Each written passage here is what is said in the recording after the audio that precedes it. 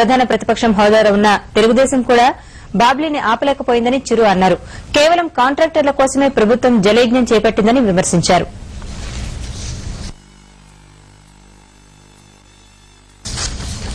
రాష్టంలోని కరువు ప్రాంతాల రైతులకు పంట రుణాలను మాఫీ చేయాలని ప్రజారాజ్యం పార్టీ అధినేత చిరంజీవి డిమాండ్ చేశారు. చిరంజీవి కరీంనగర్ జిల్లాలో పర్యటించారు. బెజ్జంకి మండలం దేవకపల్లి గ్రామంలో ఎండిపోయిన మొక్కజొన్న పంటను ఆయన పరిశీలించారు. కరువుతో ప్రజలు ఎదుర్కొంటున్న ఇబ్బందులను చిరంజీవి అడిగి తెలుసుకున్నారు.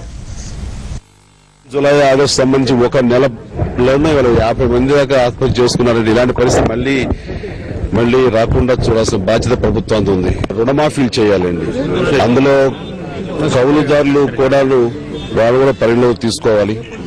అలాగే విత్తనాల మీద వాళ్ళు చేసిన అప్పుల మీద 100% వాళ్ళు సబ్సిడీ ఇవ్వాలని,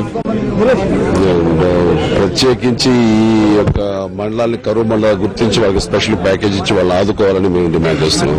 నిర్లిప్త వైఖరి వహిస్తే వాళ్ళని మేలుకొలిపే విధంగా ఉంటుంది, అన్ని రకాలుగా వాళ్ళని హెచ్చరించే విధంగా ఉంటుంది.